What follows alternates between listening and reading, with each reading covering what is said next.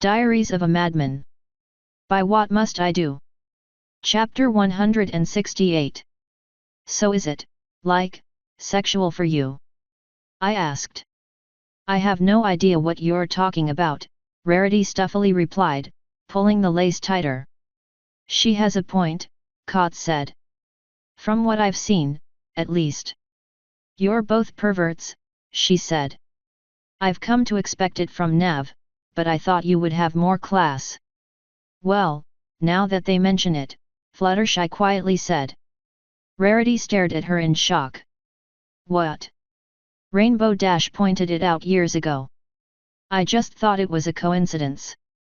If my time spent around Navarone has taught me anything, it's that there are more perverts in this world than I could have ever imagined, Rarity sighed, shaking her head. Yeah, and you're one of them, I replied. I mean, shit, how many has it been? At least 3 that we know about. Even if it's not sexual, that's still not normal. How would it be normal if it was sexual? She hissed. See, now that's an angle I could see you going with, I said. I mean, if you're ashamed of it, I can understand not wanting to talk about it. There's nothing to be ashamed of, she immediately said. Exactly. It's a weird fetish, but there's nothing wrong with that. Because it's not sexual. Then why is it that every time you meet a little boy, your first impulse is to dress him up like a girl? I asked. Because there's 100% a fetish for that, and I guarantee you at least half the people on our boat think you have it, myself included. Her face lit up bright red in what was either anger or humiliation. I mean, Spike? Spider? Me, once you realized how small I was? Like, fuck. Are you telling me there's nothing sexual in your mind about putting a guy in a dress? That it's all a complete coincidence? It took her several long seconds to reply. When she did, her tone sounded very diplomatic. I take great pride in my work, Lady Navarone. I take greater pride in knowing that I have helped a friend find who they really are.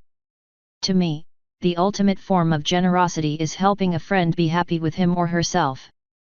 Right, and you do that by trying to dress up every little boy you come across. It's not every little colt. Yeah, just the ones that you have access to for long enough. After enough time, you convince yourself that everything they do proves that they're really trans and that it's your job to help them realize it, so you're able to excuse your fetish away by rationalizing that you're just helping them. You know it's wrong and you feel super dirty about it, so you do your best to hide it and deflect every chance anyone might bring it up, then get super defensive when they press the point until they give up. Wow, Kot said. Do you need to talk about something? Fluttershy asked me. I do not have a fetish for dressing colts up like fillies. Rarity shouted, slapping a hoof on the floor. There's nothing wrong with that, Rarity, I said. You're among friends. You can admit it. Is this how you thank me for taking time out of my schedule to fix your wonderful clothes and prettify you for your trip to Ponyville? She asked. No, this is how I get back at you for forcing me to dress up despite knowing that I hate doing it. You agreed to let us do it. Only because I didn't have a choice. There is always a choice, Kot said, wrapping an arm around my shoulder. You chose the easy way of letting Rarity prettify you instead of the hard way of listening to her whine all day. Wait, those were my choices. Of course. What did you think I meant? That I could do it the easy way by agreeing to get prettified or the hard way by getting forcibly prettified? Oh. Well, you misunderstood. God damn. But it's too late now. Rarity said, making one last modification. You look simply divine, Lady Navarone. I stared at myself in the mirror. My dead twin sister's face stared back at me with sullen and haunted eyes.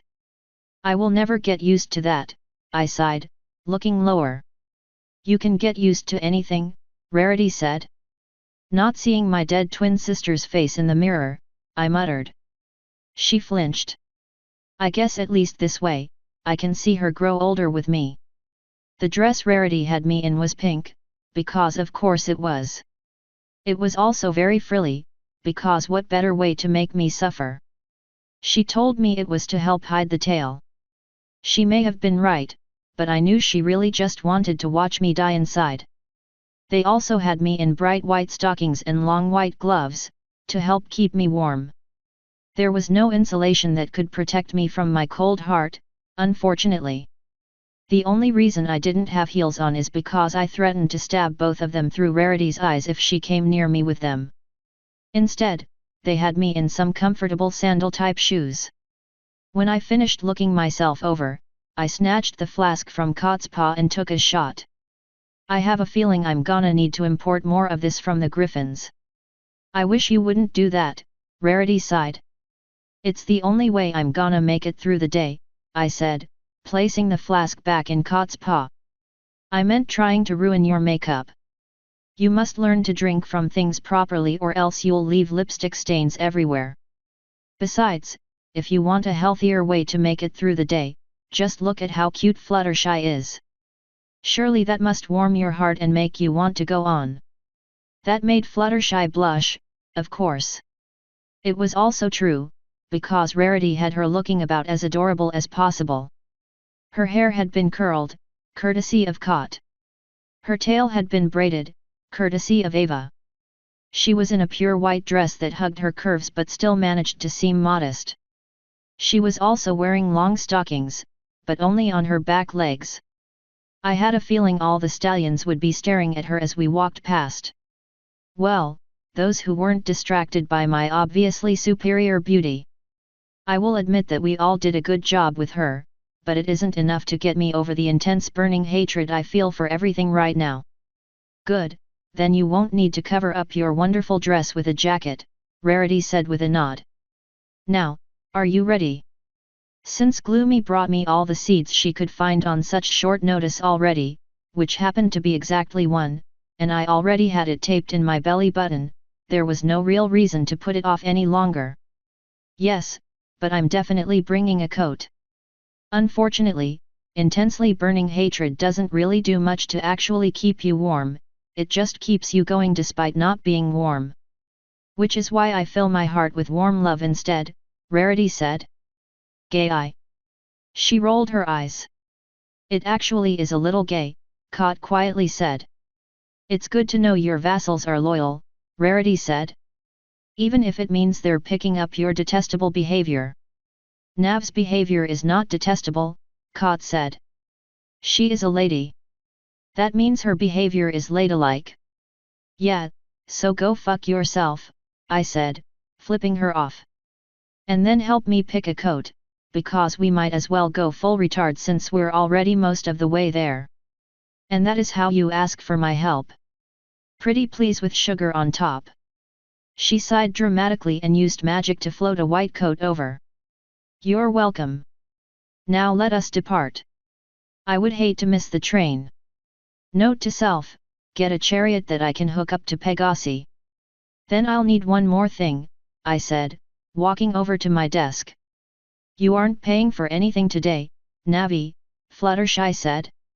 Everything's on us. I don't need bits to take the train, actually, I replied, rummaging around in one of the drawers. Not unless Celestia's revoked this. I pulled out the train pass Celestia gave me ages ago. Never say no to free, Rarity said with a nod. Now, shall we? After you, I replied. I have absolutely no idea how to get to the train station. Oh, Nav, you would be simply lost without me, Rarity sighed. Literally, apparently. I would be happy to lead the noble and lovely Lady Navarone anywhere she pleases. I snorted and muttered, back into bed would be nice. Was that snark I heard? Yes. Oh, good. I was starting to think you were losing your edge here in Canterlot. Now, no more stalling. Let's away. Thankfully, I didn't have to try to stall her. Once we got out of my room, we were stalled by a big purple dragon who appeared to be on his way to see me. He froze when he saw us walking out. When his eyes took me in, his mouth dropped. What do you think, Spike? Cod asked, trying to sound sly. That got him to close his trap, at least. Come on, Navi, do a spin for him. Rarity said.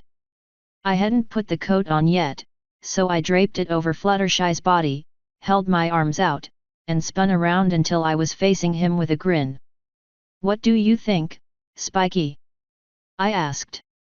I think that for someone who likes complaining about dressing up as a girl all the time, you sure do it a lot. Forgive me for trying to be attractive, I said, snatching my coat off Fluttershy. I'm sorry for trying to make the most of a bad situation. The only bad situation I see here is your face, he said. What, did Rarity not have time to do your makeup right? Caught, slap him for me as we walk past him in silence. As you wish, Nav. Oh, what, the silent treatment now? Are you sure you're not taking being female a little too seriously? Fluttershy, dragon scales are really protective, right? Yes. Good. I backhanded Spike so hard that he fell over the railing. Fluttershy and Rarity made some strangled sounding noises and rushed to the side to look down. Spike impacted the floor with a very painful sounding thud. Cod and I very daintily made our way down the staircase until we got to the bottom, where I stood over him as his eyes finally opened. I deserved that, he groaned. Cod. She reached down and slapped him across the face. You deserved that. Getting knocked off a balcony is just what comes from pushing me when I'm this close to my period. I got all manner of raging hormones going on in my fucked up head right now, you don't even know. So don't fuck with me. I held my hand out for him. He took it and I pulled him off the floor. Thankfully, he didn't leave an indentation. Now, would you like to go to Ponyville with us? I'm pretty sure Pinky's throwing a party. You don't know that. Rarity yelled as she hurried down the staircase. And what were you thinking? You could have hurt him. I owe him a few beatings anyway, I said. After what happened in Iceland, he said, rubbing the back of his neck. Yeah, maybe a few. What, what happened in Iceland? Rarity asked. Nav has been remarkably silent on a few of the details, Cod said. Oh, did you meet your parents? Fluttershy asked. She sounded very excited. I met my father, Spike said. Then the Dragon King almost killed him and Nav put him in an eternal coma. What? They both shouted. It's a long train ride back to Ponyville, I said. Spike can tell the story on the way. How much of it? He asked. As much as you want to tell. But we need to leave soon, so we don't miss the train. I'm sure you can think about it on the way to the station. I want every single detail. Rarity said, putting her hoof down. You can take that up with Spike, who will be telling the story, I said. Now, I believe you were the one in a hurry. Right. Well then, chop chop. Navi, you will walk next to Spike, to make sure he doesn't stumble since you just threw him down the stairs. Katrina, you may walk with Fluttershy and I. I believe we could have an enjoyable chat. God damn it, that's gonna be more people conspiring against me. Once we got to the door, the guard at it cleared his throat and asked, going out, my lady? Yep. Heading to Ponyville for the day, apparently. Give me a moment to find a replacement and I'll go with you. I will be fine, I immediately said. Watcher is my vassal, I finished for him. My word supersedes his. Besides, Spike is going with me. I'll be fine. Although I think Cot will be a better guard than he is. He sighed and said, we worry, my lady. How many guards would it take for you to stop? Probably 3. Oh. Well, I guess you can just keep worrying, then. I continued past him and finally got outside. For some reason, it made me sigh in relief. That relief vanished as soon as Spike wrapped his scaly arm around my smooth one. Um, what are you doing? Using you to keep my balance, he replied. I'm suddenly feeling very dizzy. Maybe I hit my head. Ahoy! And are you sure you aren't just trying to annoy me? That's just a nice side effect. Well, I did kinda just push him down the stairs. I let him have it and we finally started walking to the train station. Should we have invited Gilda? I asked. No. She couldn't walk very well. I left her curled up on her bed. Nice. So. What did you do to her and Rainbow Dash? Left them tied up with vibrators in them for 3 hours, then had Twilight free them, I said with a shrug. Oh. That's kinda hot. I know, right? What do you think she's gonna do to get back at you? I dunno. Kinda looking forward to it, though. Slut. Hey, I am a lady. Yeah, a slutty one. You're just jealous cause you've never boned me. Hey, that's not wait, I never have actually put it in, have I?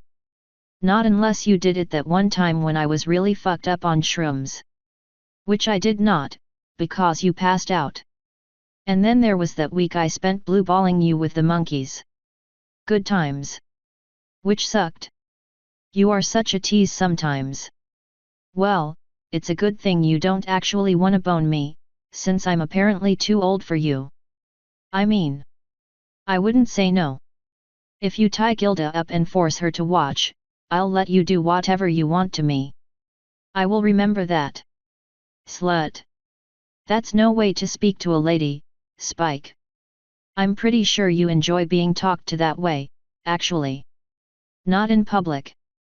Actually, a little bit in public, but not by him. Oh, right. So hey, what are we gonna do while we're in Canterlot, anyway, he asked. Whatever we want. So far, I've been to one party and thrown another. Once we get back in town, Twilight's gonna put me in a coma for a little while. Why? To help center me. Don't worry about the why. It shouldn't last long. Once that's done, I'll hopefully have time to just relax. It's been something that's sorely lacking. You had plenty of time to relax on the ship. In a tiny little cabin on a shitty little bed while constantly being bothered or having to do something. I would really like some quiet time to myself. Makes sense. I don't know if the others are gonna like that, though. They don't. That's their problem, though. Are you sure you should be ignoring the wishes of your subjects? Are you sure they should be ignoring the wishes of their lady? When you put it like that. Once I get past this rush of activity, I'm gonna take some time for myself. I need to take some time for myself. But you don't have any plans at all, aside from that. We're gonna help Ka take out the assassins in her old guild at some point. Cadance is gonna visit, along with Eva and possibly Shiny. Let's see, what else? Oh, and I made sure to mumble the last part, which was, compete in a beauty pageant. You're competing in a beauty pageant? Oh right, Dragon Hearing. Yeah. Cool. When's it gonna be? I wanna make sure to be there to support you. God damn it, I can't get mad at him for that. No clue yet. Why aren't you laughing at me? Why would I? I'm your friend, Nav. That means I support you. It may come with some jabs here and there, but nothing malicious or mean-spirited. I know how difficult all of this is for you, so I'm gonna do everything I can to support you however you need. I opened my mouth, but he continued, and if you dare say that's gay, I'm carrying you all the way to the train station. I closed my mouth. I'm happy that you're my friend, Spike, I finally said. I'm happier that you're my friend, he said, pulling his arm away from mine and wrapping it around my shoulder instead. Even if you do like throwing me over balconies. I'm sorry about that. I don't know what I was thinking. It didn't hurt too bad, did it? Nah, I'm fine. I didn't realize you were on your period already. I can usually smell it. All I could smell this time was perfume. I'm not actually on it, but it's coming up pretty soon.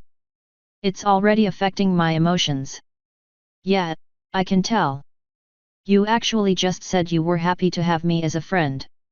Either Twilight's been rubbing off on you or your emotions are really messed up right now. That's just me trying to be a more honest and kind person. I'm generally very negative, apparently, which puts some people off.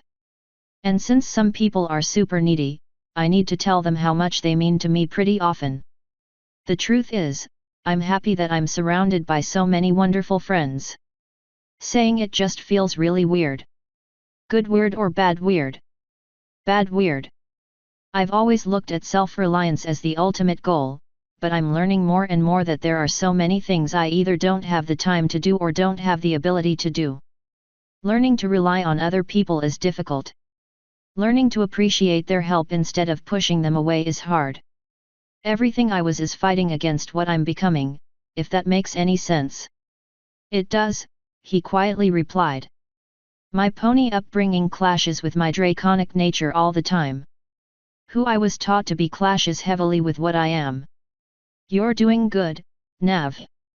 You're smiling, you're interacting with everyone, you're basically in a relationship. Even Ty is happy. I'm proud of you. Cool beans. Now you just need to work on how to accept compliments. Is blushing and stammering an acceptable response? For fillies Ty's age, yes. For women your age, you should aim a little higher. K. We walked in silence for a few minutes. I tried to listen in on what the girls were talking about, but I couldn't hear them over the general ambience of Canterlot. After we had gotten a few blocks, Spike flinched and said, "Oh, sorry about the arm. I kinda forgot." He started to withdraw it, but I said, "Wait. You're warm."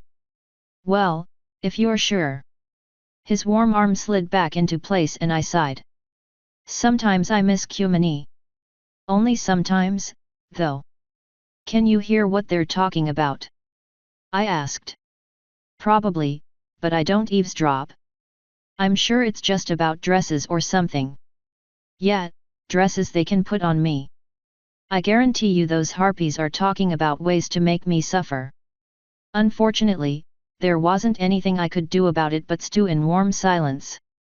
Luckily for us, we got to the train station right as the proper train was pulling up.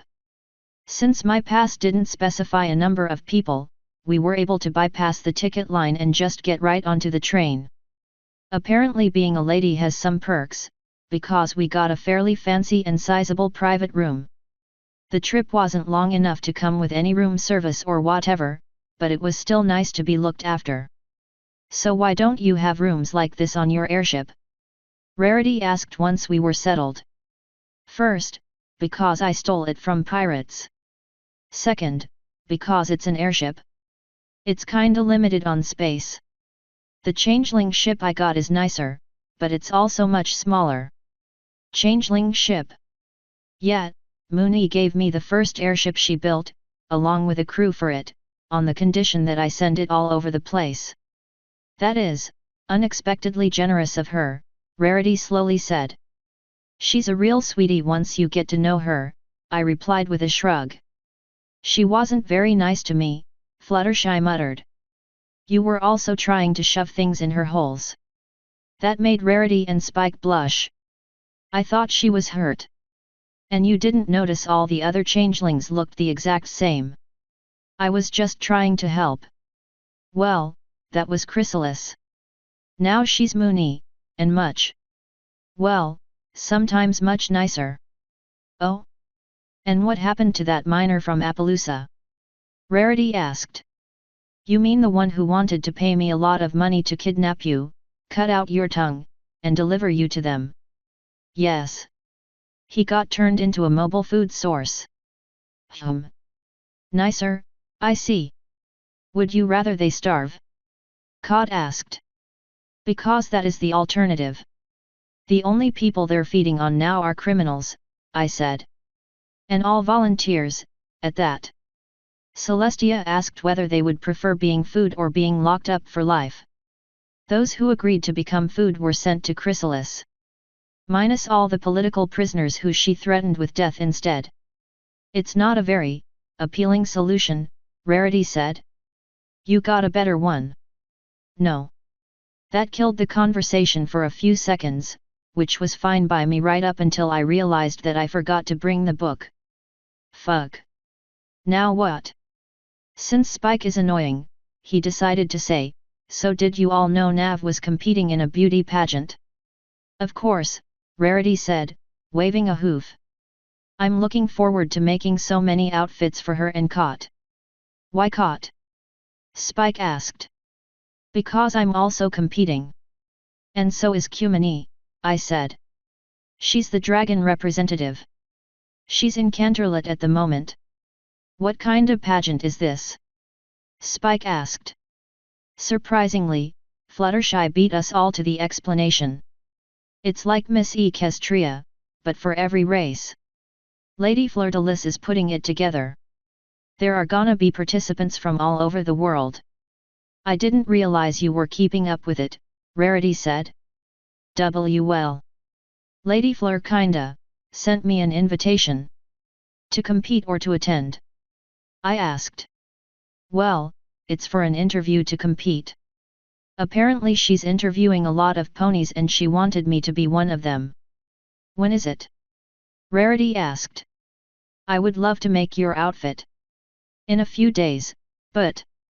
Perfect. That's plenty of time. We can begin tomorrow. But what?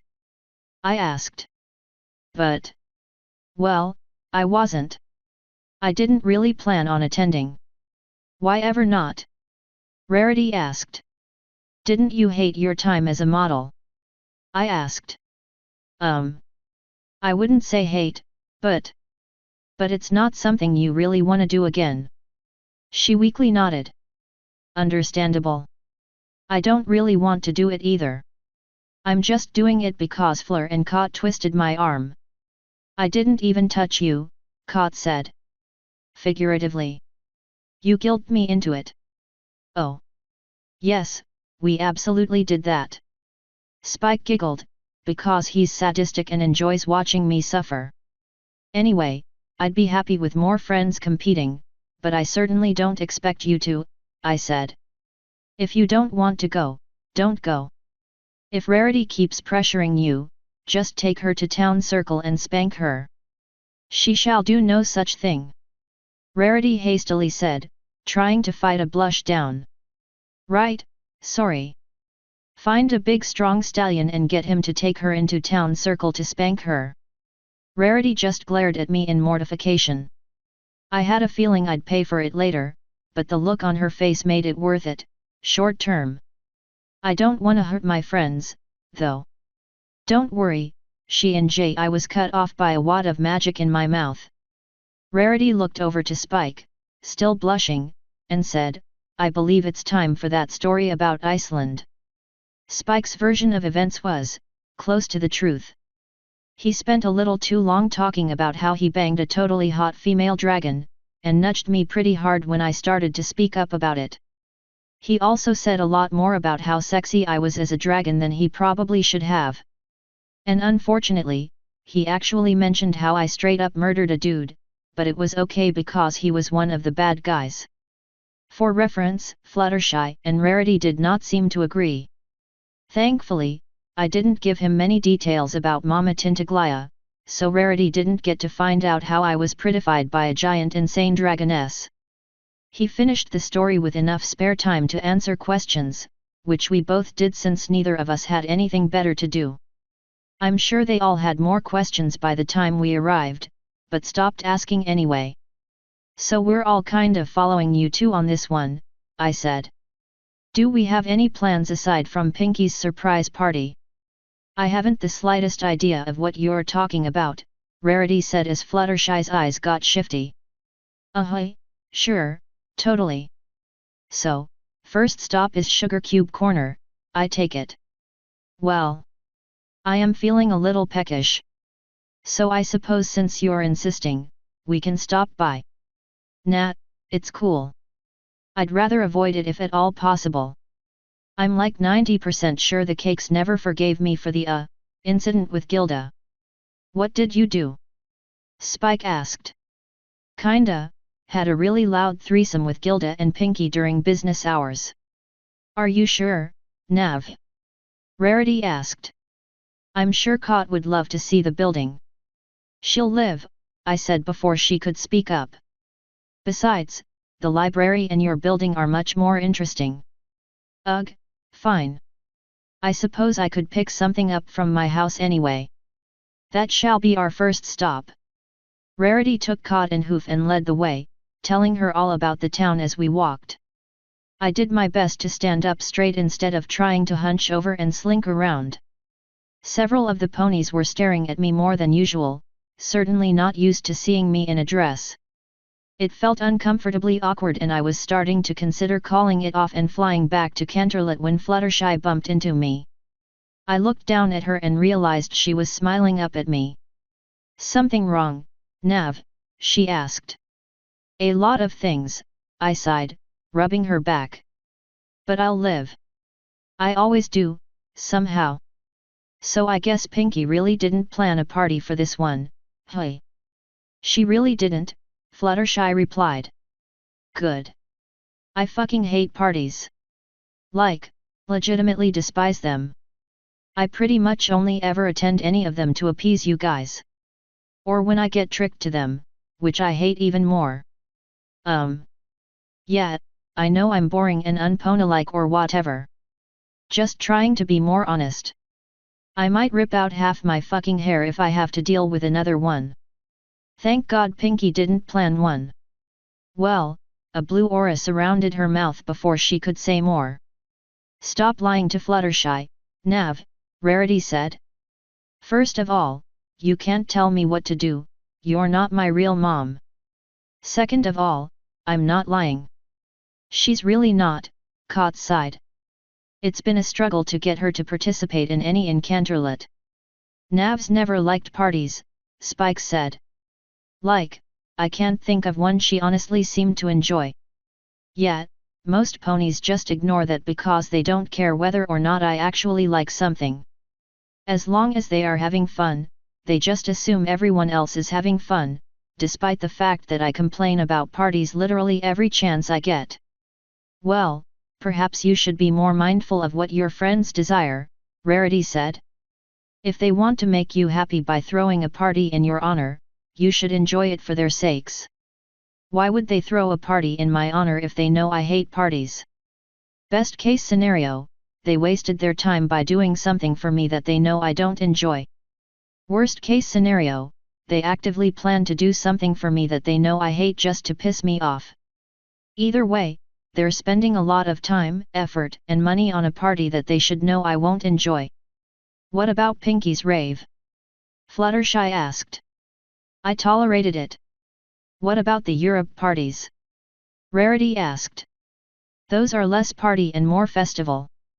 I avoided most of the party-ish parts. What about? Oh look, we're here, I said. Rarity's boutique hadn't changed at all in our absence. It was still just as ugly and gaudy as ever. Kot seemed somewhat impressed, at least. That we are, Rarity said, walking up to the door. Come along inside, out of the cold. Fluttershy cleared her throat. Rarity, I'm not so sure. She was cut off by Rarity's icy glare. Fluttershy's ears drooped and Rarity led the way inside. As soon as I passed over the threshold, about a dozen ponies all jumped out from hiding and yelled surprise. Applejack was at their head with a massive grin on her face. As I said, Pinky did not plan a party for you, Rarity said with a smirk my way. You son of a, having all the air forced out of my lungs by overenthusiastic hugs cut me off. The first one to get to me was Rainbow Dash, who had her hair adorably braided. The second was Applejack. The only reason Pinky wasn't the third is because Spike scooped her up in a hug before she could get to me. Thankfully, it appeared that the others were all at least marginally less insane, so they hung back. That said, I heard Twilight say, "We really got her, this time." She makes it hard, Rarity sighed. But I'm always up to the challenge. I bet stallions say that all the time around her, Vinyl said. Oh boy, we really got the full crew here. My attackers didn't seem to be letting go, so I sighed and finally hugged them back. I would have preferred Pinky, since she was softer and squishier, but I still enjoyed the feeling of them pressing against my body. Once Applejack had her fill, she pulled back. Dash jumped back an instant later so she wouldn't appear clingy or uncool. When she did, she finally got a good look at me. Oh wow, you're looking pretty cute, Nav. You're pretty adorable yourself, Dashy, I said. Love the hair. I can't believe she actually did it. Yeah, well, a bet's a bet, she muttered, a large blush covering her face. I don't remember it being a bet, but whatever. You didn't have to dress up all fancy for us, Nav, Applejack said. Tell that to Rarity. She smirked. Please tell that to Rarity. She has a fucking obsession for dressing me up. A perfectly normal obsession. Rarity said, slapping a hoof on the floor. And I do it with every pony, not just you. Well, you didn't have to dress her up all fancy for us, Applejack said. I beg to differ. One must always look their best. Especially my lady, Cot said. She stepped up and handed me the flask. I grabbed it and started to drink, but before I could swallow, Pinky snatched me in a hug and I spewed booze everywhere. Some of it went down my throat wrong, which made me start coughing like crazy. Yep, that's Our Lady for you. As much as I wanted to tell her to go fuck herself, it currently felt like I was dying. Between the burning of the booze, the crushing hug, and possible asphyxiation, I found myself once more questioning my life choices. Twilight's a good person and a super powerful mage, so she pressed her horn against me and somehow healed the burning and pumped air into my lungs. She didn't do anything about Pinky, but I was suitably used to that form of torture. Since I was fine again, I finally took another swig and handed the flask back, then hugged the huggiest mare there was. I thought you gave up drinking after what happened with Gord, Spike said. I thought you gave up being nosy after that whole fizzle thing, I said. He decided to shut up as I passed the flask back to Cot. What thing fizzled? Twilight asked. Just his hopes and dreams, I replied, finally releasing Pinky.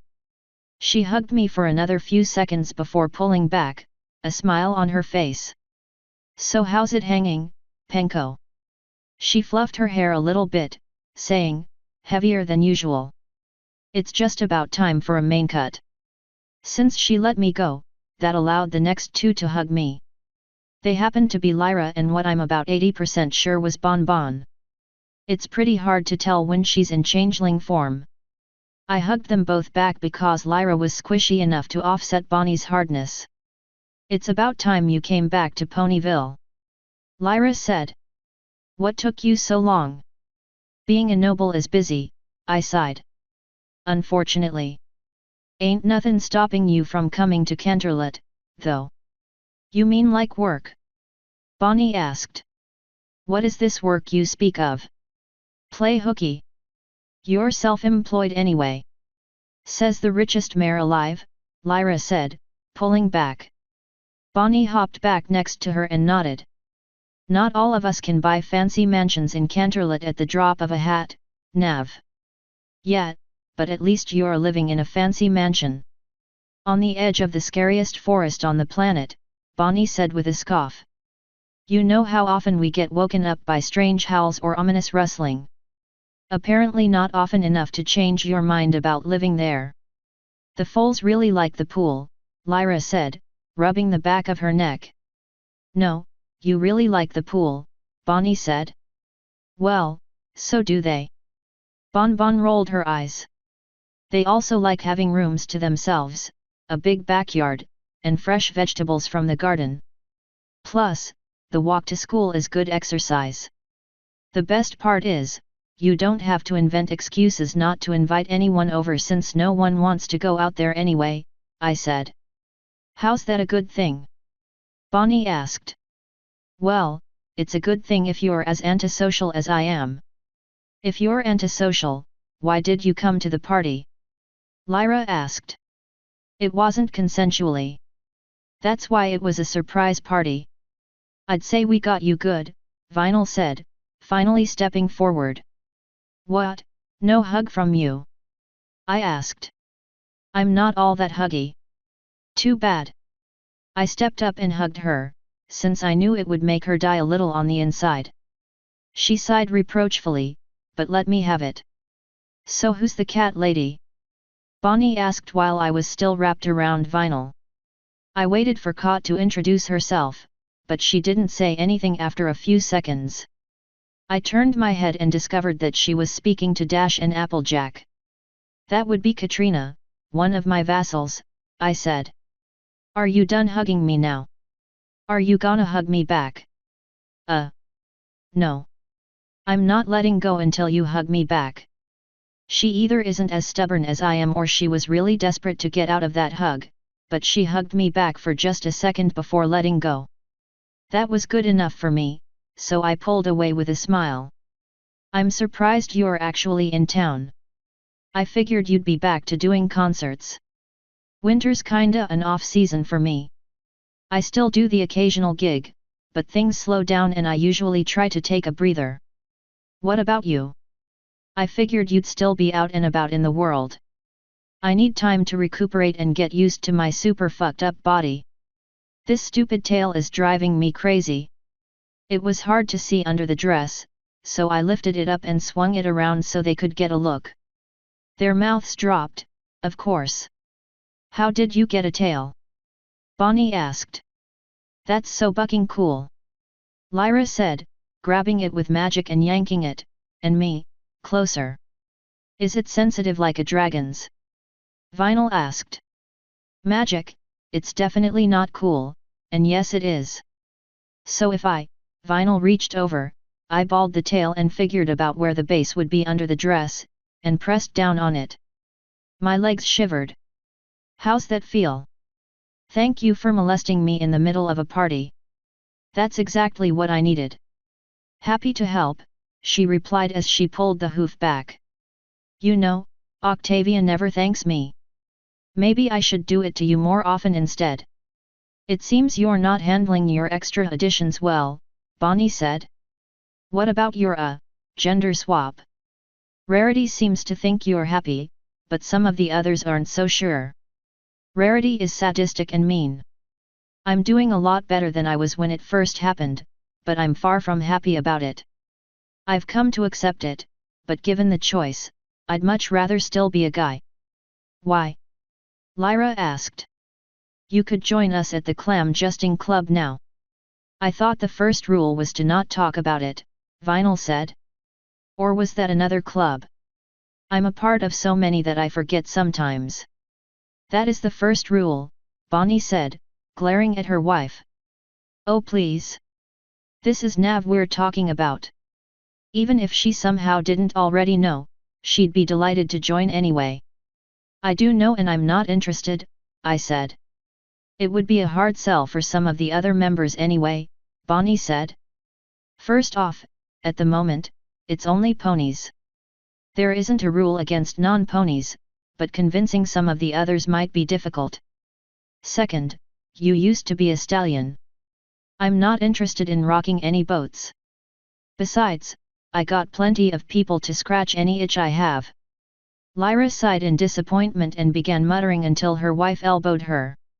Ugh, fine. But you better make some hands tonight, honey. There are times I regret coming out as a changeling, Bonnie said, shaking her head. Make sure to rub her belly, too. I get forced to do that all the time. I don't see what the big deal is. They're only the best. Vinyl said.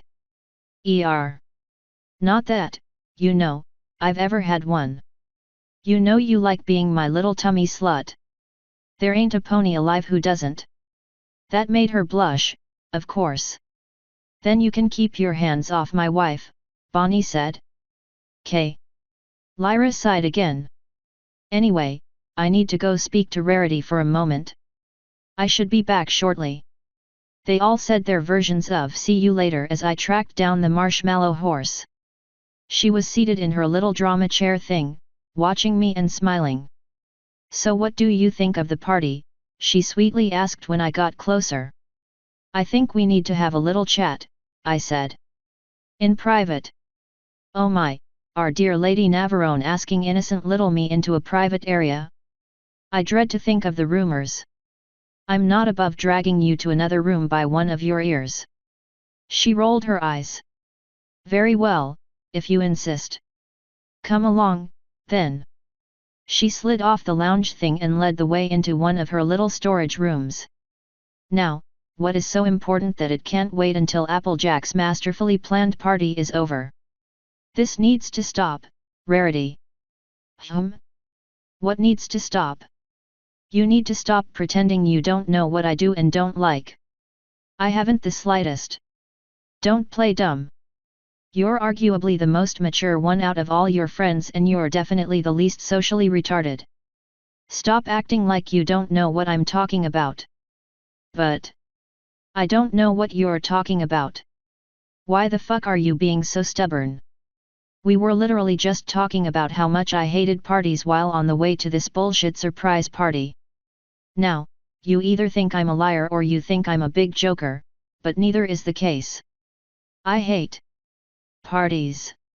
I don't like attending them, I don't like planning them, and I most certainly don't like being surprised by them.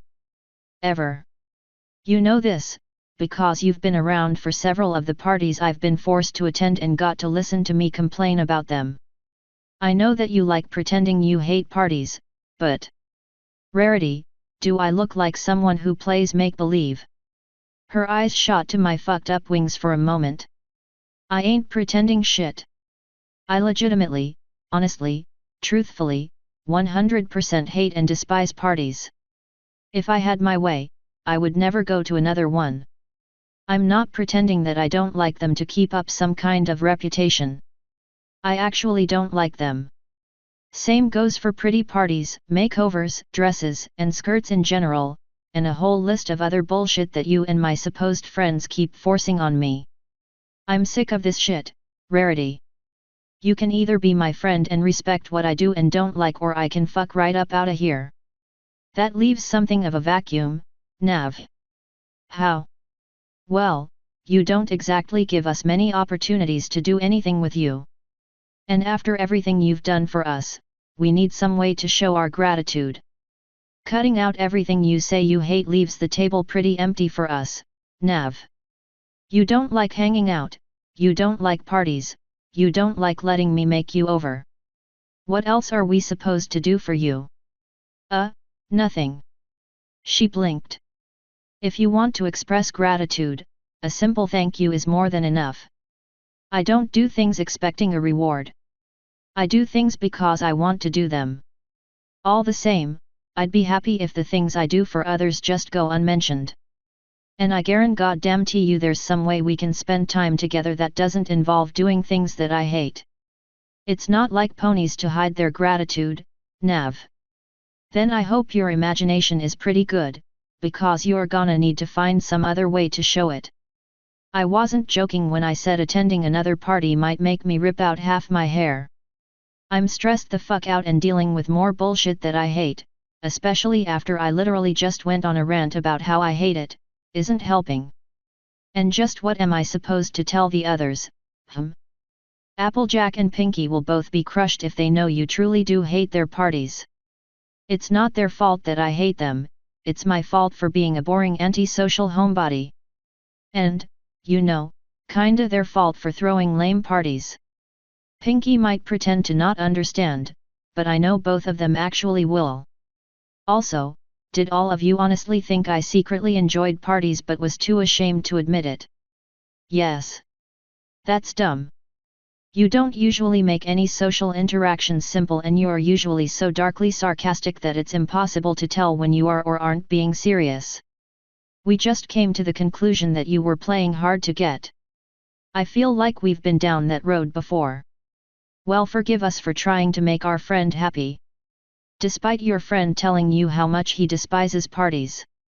Which, I will admit, is a mistake on our part. What the fuck ever. Back to the point, this needs to stop. You guys need to unfuck yourselves. I have enough bullshit on my plate that I certainly don't need more from people who are supposed to be my friends. I'll participate in this one because I'm nice, but this better be the last surprise party I ever have. Preferably the last party in general, but I know Pinky would probably explode if she had to cancel everything she has planned. As you wish. I will speak to the others after I figure out how to tell them without devastating them. Good. However, I feel I should point out that you also need to uncoitus yourself in some ways. You may not like receiving gratitude, but your friends certainly like showing it. If you cut us off from our standard avenues, we'll be left with two options, getting creative or doing things we know you like. There aren't many of those, so we'll probably be forced to get creative unless you can give us more things you actually enjoy. I take it there's no way to get you guys to just skip it. No way at all. Then I'll try to think of things I actually enjoy. I'll get back to you on that. Now, shall we get back into the fray before they think we're playing 7 Minutes in Heaven? Ugh, ew. Yes. We finally left the storage room. Rarity went straight to Twilight, so I assume she was tettling on me. I walked over to Dash and Spike. He was toying with her braided mane and she was pretending she hated it. I honestly didn't think you'd braid your hair again, I said. But I'm happy you did.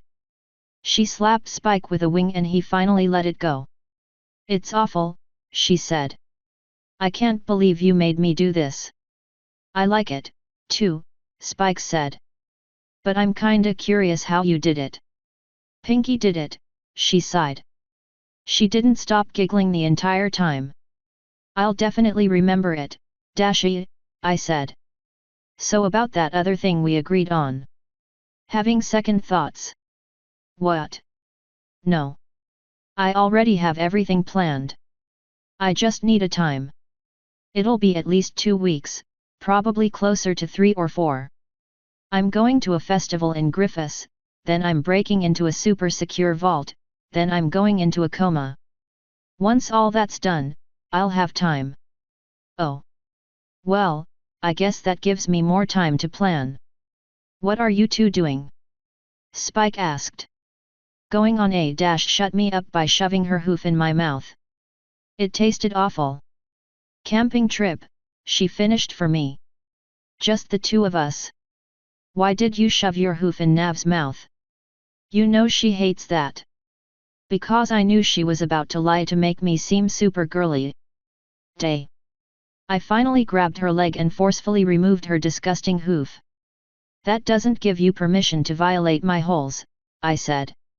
Now if you'll excuse me, I'm going to go find something to get the taste of your filthy hoof out of my mouth. It's not that filthy, she muttered as I walked off. There was a refreshment table set up along one of the walls, so I made that my destination. Since I'm not allowed to have any peace and quiet, Pinky intercepted me right as I made it. Welcome back to Ponyville, Navi. How was Iceland? Shitty. I filled a cup up with punch and used it to clean the unwashed hoof out of my mouth. I got tortured and almost raped to death. How's Ponyville been? Super duper awesome. Ooh, you should stay for a sleepover. Can't, unfortunately. Can't or won't. I kinda have a daughter to tuck in tonight. And, you know, responsibilities. Does that mean we can have a sleepover at your house? Twilight told me your bed was huge. I also have plans tomorrow. Besides, it was just explained to me that going to Canterlot isn't something the average person can just do on a whim. Are you calling me average? Well, that depends on what you mean when you ask if we can have a sleepover. If you just mean me and you, then no, you aren't average. But if you mean we as in everyone here, then there are some average people here. Either way, I'm gonna pass on the sleepover. Well, maybe later. Fat chance. One sleepover episode was enough. So, need any super special date ideas? I know all the most romantic places around Ponyville. For me and who, exactly? Oh, you know, Dash or Twilight. Or maybe Fleur. Ooh, just think, you could introduce Queen Chrysalis to everybody here. Ahoy! And what makes you think I'd want to date a few of them? PSH, good one. Dashi isn't subtle, Navi. I knew precisely why she wanted her hair done so cutely. And who doesn't know about you and Twilight? Of course, you and Fleur are all over the newspapers. And you seem so close to Queenie that I just assumed. She prefers Queen Moonbeam now. Unless it's you, then I bet it's something cute, like Moony. Well, if I need date ideas, I'll be sure to ask. You know, Twilight already did ask, she slyly replied. Ahoy! And what did you tell her? You'll just have to find out on your own, silly. I'll give you a belly rub if you tell me. You'll give me a belly rub anyway. You like giving them to me the most. Ahoy! And why do you think that? 'Cause I'm the squishiest and the second softest. Plus, you can't deny my begging face. And of course, I can't forget that you love surprises. If I tell you, it'll give her plan away. I actually don't like surprises. You just pretend I do so you can justify giving them to me all the time. Tomato. So when are we going to Tartarus? Dunno yet. You have plenty of time to visit your family or go on any vacation, if that's what you have in mind. I'd suggest getting any unfinished business out of the way. Don't you worry about me, Navi.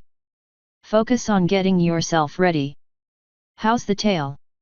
Annoying as shit. About the only redeeming quality it has is being able to hit people with it. Spike can make barbs come out of his. Can you? I have not tried, actually. I lifted my tail and concentrated. I wasn't exactly sure how to make them appear, but I had an idea. With a nudge of effort, several sharp spikes covered the tip of it. Well, ain't that something? How have you never tried this? Never occurred to me. Thanks for the idea. I have a feeling I'll get to kill somebody with this. I'm sure whoever it is will deserve it. You know, probably. Does anybody really deserve to die, though? I mean, yet. Oh, okay. Say, do you still have Blaze in you? Airy wanted me to ask in front of Twilight. Ahem. Twilight stepped forward, her eyes lit up uncomfortably red. I had a feeling Aqua had taken the reins. I believe I misunderstood you, Pinky. It sounded like you just asked if Nav still had Blaze in her. I really hate Airy. No, you understood her just fine, I said. And the answer is no, I don't. What possessed you to do such a reckless thing? She shouted, making half the party stare at her in shock. I don't need your approval to do anything, Aqua. And I certainly don't need the attitude. Blaze has not slapped me around. Blaze has not disrespected me. And you never thought about the consequences. All you do is treat me like a child, Aqua. That's because your behavior is very akin to one, Navarone. You need proper guidance. Every action you take sends horrific ripples through society. Having you loose without a sister to guide you does more to aid chaos than the heirs ever could. You're really mean, Pinky said. And you certainly weren't invited to this party. Put Twilight back in charge. Twilight's eyes narrowed at me. This action will have consequences, Navarone. Once she said the last words, her eyes went back to their standard pretty purple. If that's how you insist on treating Nav, I'm done with you, Twilight said. Once you return to Canterlot, you're getting out of my body. Instead of waiting, Aqua seeped out of one of Twilight's ears and shot out of the building. God, what a bitch, I said as she left. What do you think she has planned? I don't know, Twilight sighed. I'm sorry I forced you to put up with that for so long, Nav. I'm pretty worried about whatever she has in mind, but that's a problem for tomorrow me. If only I had known how true that was. For now, I'm just happy you finally saw how much of a bitch she was, Twilight. She had her moments, but she honestly wasn't giving me that many benefits. A part of me wonders if she was still in me just to spy on you. Well, whatever. So are you two gonna kiss now or what? Pinky excitedly asked. I mean, Twilight didn't wait for permission. She used magic to pull me down and just kissed me in front of everyone. Pinky started giggling. Once she was done molesting my mouth, she pulled back with a grin. Wanna go for a walk with me, Navi? I noticed that Pinky was nodding her head expectantly, so I assumed I was about to go on whatever date suggestion she had. Sure. Lyra and Bonbon were distracting Cod and Applejack was distracting Spike, so she was able to drag me out alone. Soon enough, we were walking side by side through Ponyville. Thank you for rescuing me. I hate parties. Happy to help, honey. I grunted. Is that too weird? I know you said Navi annoyed you. I don't mind when you call me that. Being in a relationship is still a little foreign. It is for me, too. But I kinda like it. I'm okay with you dating other mares for now, but there's gonna be time for a choice, Nav. Yeah, I know. There's gonna be a lot of hard choices in our future. Several of the ponies we were passing were very pointedly staring at me in surprise, but I was definitely used to that by now. I'm sure the news had spread to them that I was a chick now, so I guess they just felt like being rude. So what's gonna happen tomorrow? We'll discuss our roles more in depth, then I turn you into a pony and we catch the train to Griffiths. I already have a room booked. We'll play things by ear while we're there, but remember that I am in charge. I wouldn't have it any other way, Twily. I'm definitely looking forward to it, I said, tousling her hair. So am I. I think it'll be very therapeutic. I'll get to try out several of the fetishes you've recommended. I can't believe Twilight actually said that out loud. Though given that the ponies were all giving me wide berths, I don't suppose it really mattered that much. You're getting bold. I've learned a lot from you, Nav. I used to be ashamed of my desires. Now, I'm happy to own them. I reached over and smoothed her hair back into place. Good. So where are we going? Are you feeling hungry? There wasn't much at the party but sweets. I could eat, but I was told not to bring bits. Then it's a good thing you're dating a wealthy mare. Let's go get dinner. Free food is always good, though I kinda had a feeling there were gonna be strings attached. Lead the way. She figuratively did so.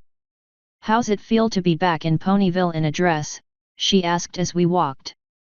I know you were worried about it before. Weird, and I don't really like it. I get that they already know, but seeing me in a dress just makes it a lot more final. I mean, it kinda is pretty final. Despite everything, I haven't found any way of reversing genders. The elementals and Athena couldn't help you. Unless Hera can do anything, you're stuck. Even if she could do anything, I don't know if I'd want to ask for her help. Not after what she did to the unicorns from the tower. Oh? What happened? One died in the maze.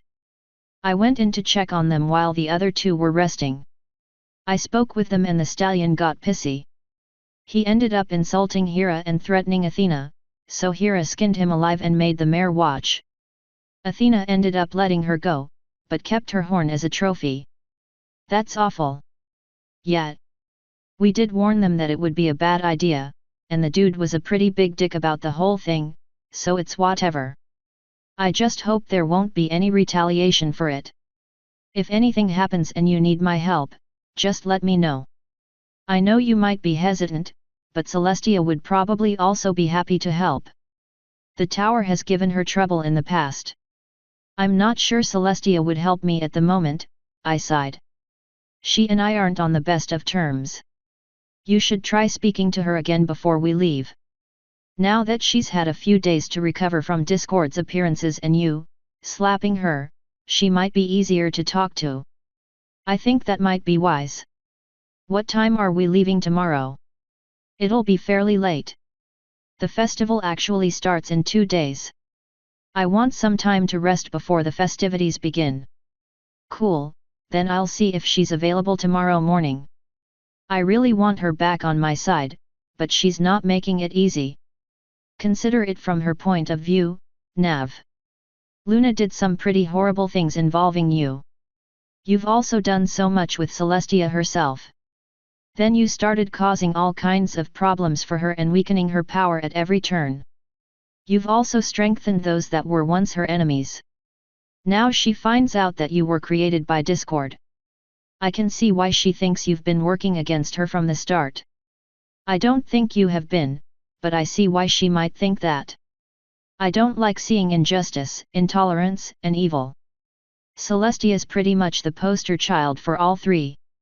I'm just undoing some of the bullshit that she's done. I know, Nav, she sighed. Believe me, I know. Unfortunately, we need her on our side. Do we really, though? I slowly asked. She looked away and didn't answer. Don't get me wrong, I definitely want her on our side, but I think we can get by without her. I don't think she'll let you get by without her.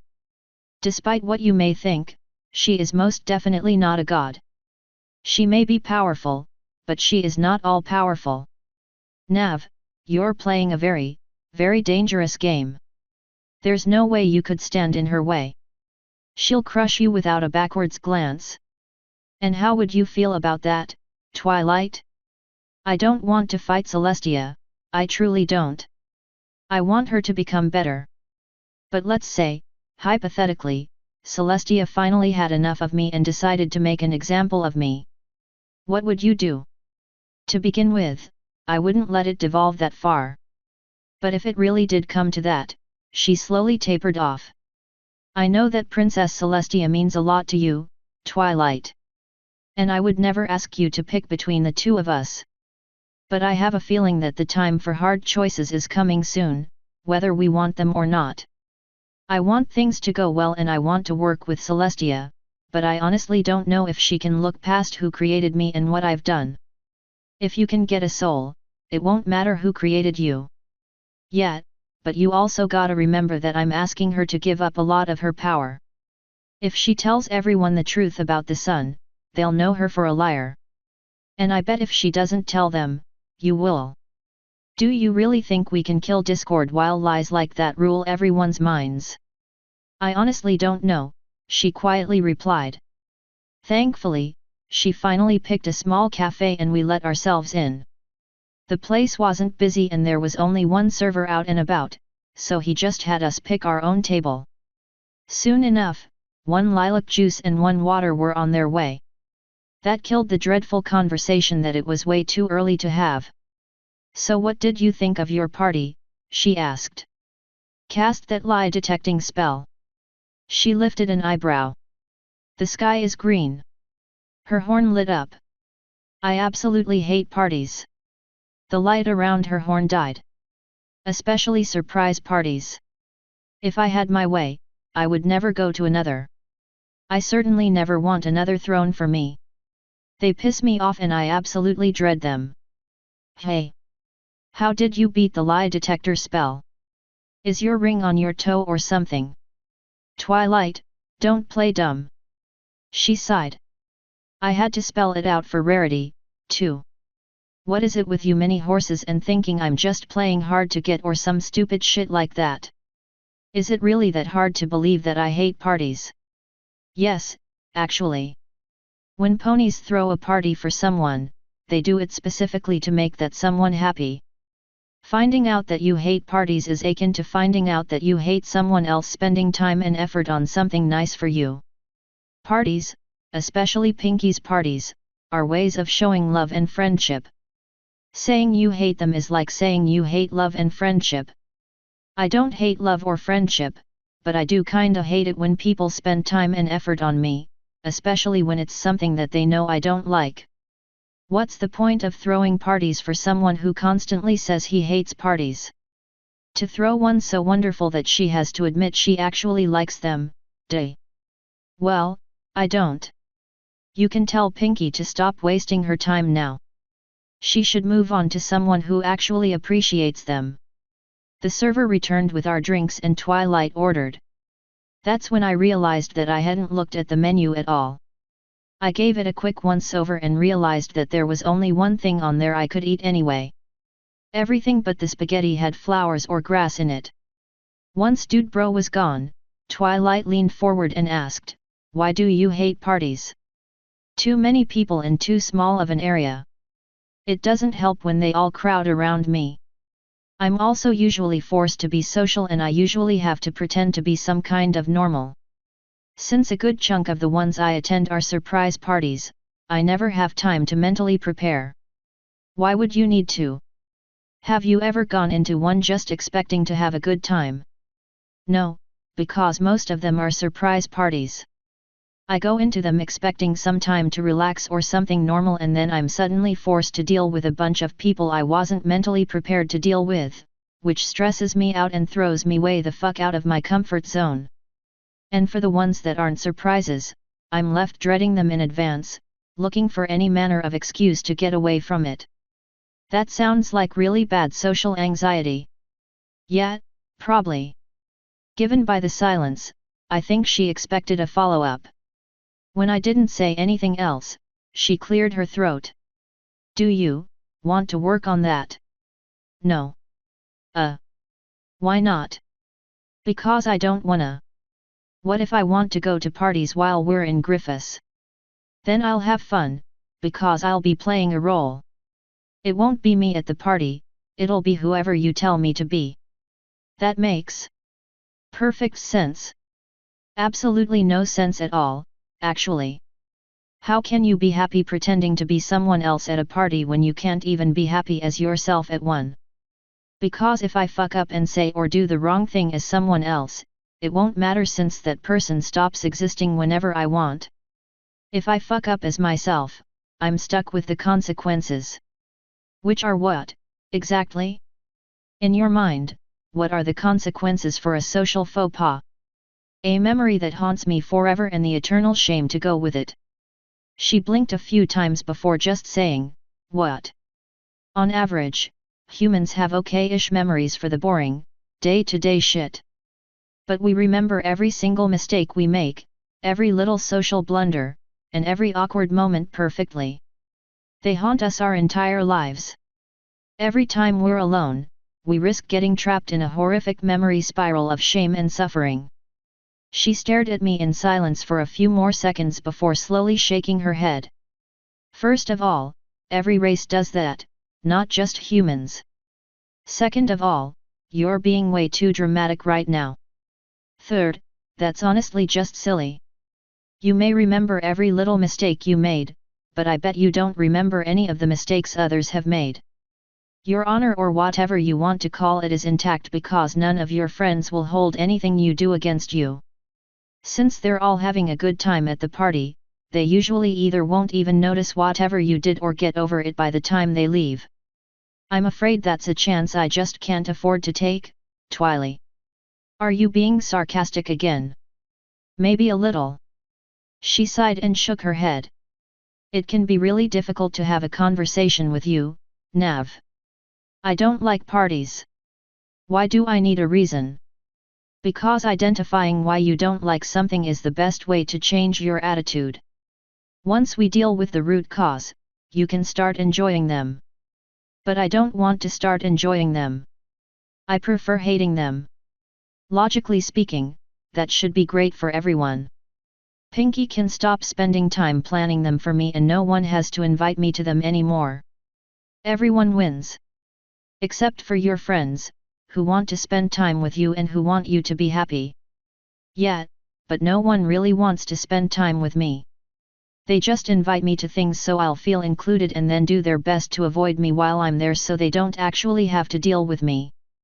It's really hard to tell when you're being sarcastic sometimes. I wasn't. I've been working under the assumption that for the most part, no one really likes me and they just do stuff with me to make me feel included. There are obvious exceptions, but that's generally how it goes. Nav, no offense, but that's really dumb. I knew you hated yourself, but this goes way beyond that. Not really. It's pretty standard self-hatred, actually. I hate myself so much that I don't see any reason anyone else would like me, so I automatically assume no one does, and I am surprised whenever someone shows that they do. It didn't help that everyone kept throwing me parties after I explained how much I hated them so many times. I figured everyone hated me and wanted to piss me off and decided to do it by pretending to be nice so they could get away with it. Wow. I know, it was really dickish of them to keep throwing me parties. No, I just... Wow. Your logic took several pretty big leaps, Nav. I think it all fits together nicely, myself. She lifted a hoof to massage her temple for a moment before sighing again. I'm so sorry, Nav. I forgive you, Twilight. Just please get your friends to stop throwing me parties. Or worse, beautifying me. Not about that, and you know it. I'm sorry that you feel the way you do. I'm sorry that you think the way you do. I wish there was something I could do or something I could say to change your mind, but I know it's so deeply ingrained in you that fixing it is going to take time. But I want you to understand that I'm willing to give you all the time you need. I want you to be happy with who you are, Nav. And honestly, I also kinda want you to stop being such a sarcastic sad sack. What if I like being a? Do you? Or is that just all you've ever known and you're too afraid to try new things? I was saved from having to answer by the arrival of food. It kinda sucked that I didn't have any money, because I would have left a pretty nice tip just for the timing. As soon as the waiter walked off, I decided to change the subject before she had a chance to keep pestering me. I wouldn't go into Athena's book without me, if I were you, I said. Why do you say that? Twily asked. Athena isn't worried that the ponies want to hurt her now, is she? No, it's just that Hera is legitimately psychotic and doesn't think the other races are anything but animals for her to play with. She tried keeping the last unicorn as a pet and asked me to kidnap someone else when Athena wouldn't let her. Nav, that's a great way to change the subject. You are way too good at that. Thanks. I thought it was a great move, too. But I'm being serious. Please don't go there without me. There's no telling if Athena would protect you or not. I will remember that, she sighed. Hera has been trapped alone for quite some time. I know how you were when you first came here. With luck, her views will change over time. If I remember my mythology correctly, Hera's been psychotically insane all her life. If you wanna try your friendship bullshit on her, whatevs. If she turns you into a pet, I'll be sure to come by and rub your belly often. That apparently didn't merit a response. She finally got to eating her hay and flour sandwich. My spaghetti was looking pretty delicious, so I joined her. Honestly, it was kinda mediocre. Since Twilight's a normal woman, she stole several strands of it while she thought I wasn't looking.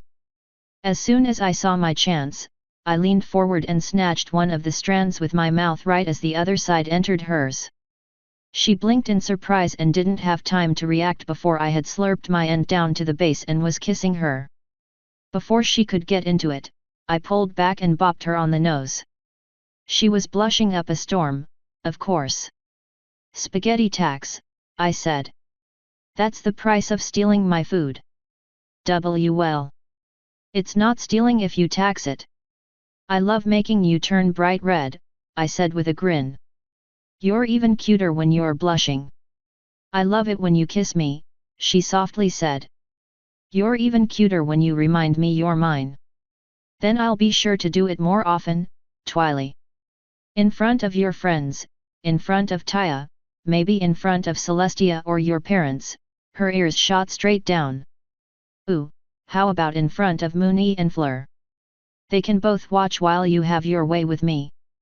She actually bit her lower lip. Maybe something to think about, anyway.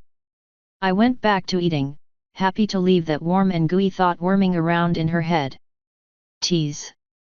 Oh, you know I hate being called a tease. I give it up too easily for that. Speaking of, her horn lit up and I felt something caressing my privates. I went right on eating in silence as she magicked me. My breathing definitely picked up and I whimpered a few times, but let her do everything she wanted while continuing to eat and doing my best to look her in the eyes. You're not the only one who can tease. Her magic withdrew right as I started getting really hot and bothered and she went back to eating as well. I stuck my tongue out at her. Keep up that attitude and you'll be sleeping alone tonight, Navi. I'll tell Doppel you need to be punished. You think Kot will give up her turf that easily? You'd have to pry her off my bed with a crowbar. If she thinks I'm sleeping alone, she'll be joining me. Maybe. But if I decide you need to be punished and I find out you sleep with Kot tonight, you're wearing a chastity belt the entire time we're in Griffiths. That's cruel and unusual. I can be a cruel mistress. It seems you enjoy it, if Mooney is right.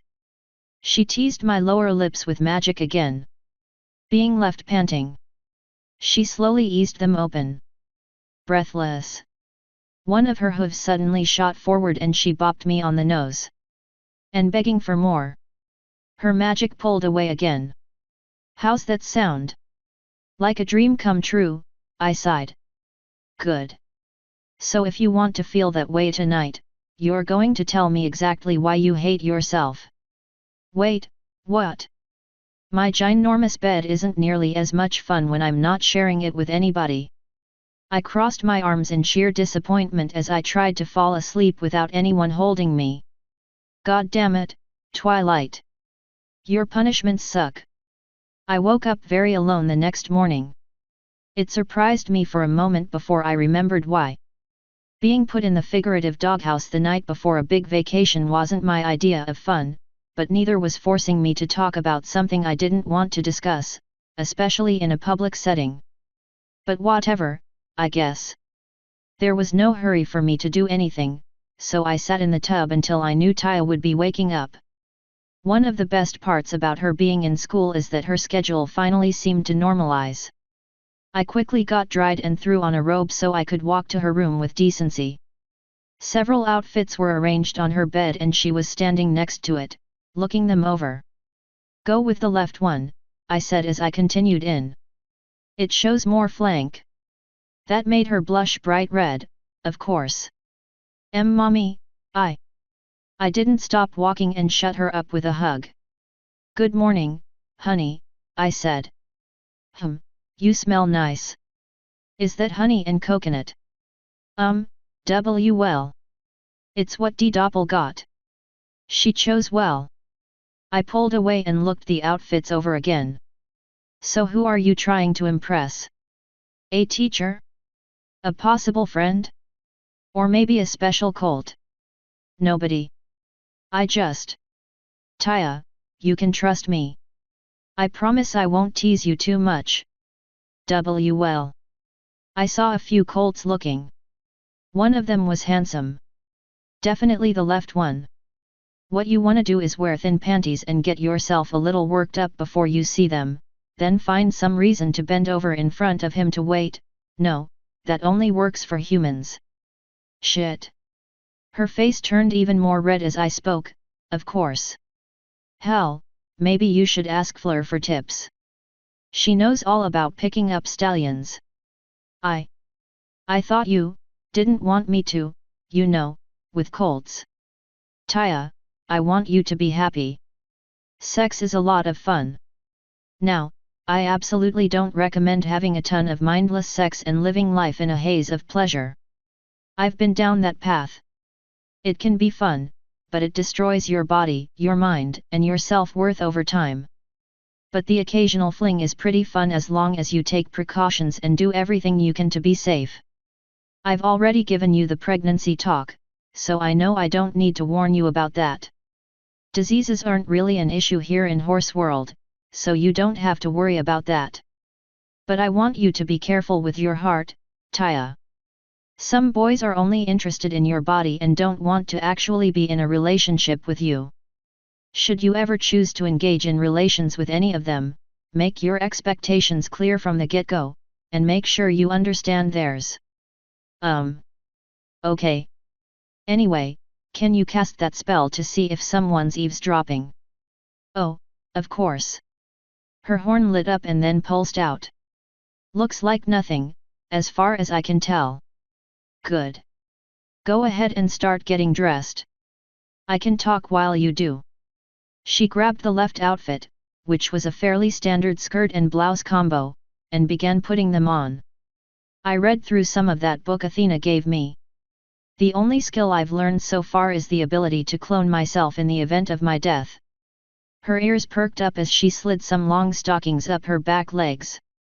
I'm working on putting that one into effect now. The first test should be ready by the time I leave. Now, this cloning process ain't perfect. I'll only have the memories I have at the time I make the clone. And obviously, I'm not gonna be in a hurry to test it. But I want you to go ahead and get it in play while I'm gone. What do I need to do? When I leave, I'm going to give a seed to Kot to give to you. You are going to take that seed, go somewhere safe, and plant it. Once 2 weeks pass, it'll grow into a tree that will give me a new body should I ever die. That sounds fantastic. I know, right? Tell no one, not even me, where you planted it. If anything ever happens to me and my mind is ever compromised, I want one backup I know I can count on. With pleasure, Mommy. But why can't you go ahead and give it to me now? It's not ready yet. I undid the robe a little so I could show off my belly. I had to keep a seed in my belly for 24 hours. It's been, about 20 or so. I'm planning on walking you to class, coming back for a few more hours, taking it out, and then going to have a chat with Celestia. I figured I should have my backup prepared in case things go poorly with her. Smart. Who else knows you can even do this? Athena and Kot should be the only two. I'm going to make more seed clones later, but for the moment, one seed is all we could find. With luck, I should have time to read more of that book while I'm in Griffiths. If I'm not getting railed by hot griffins the entire time. Once I'm done with it, you're free to read it all you want. Are you sure you don't want me to just read it while you're gone? I could knock it out in a day or two so you can focus on relaxing. As a matter of fact, that might be better.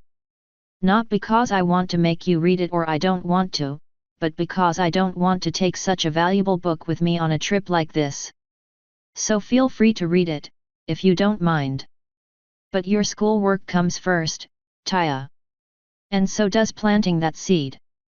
I'll read it myself once I get back and have some time. She beamed, of course. I love being your little guardian angel, Mommy. I know, honey. Now give me a moment so I can get dressed, then I'll come back and do your hair again. Yes, Mommy. Kot was just coming up the stairs as I left Taya's room.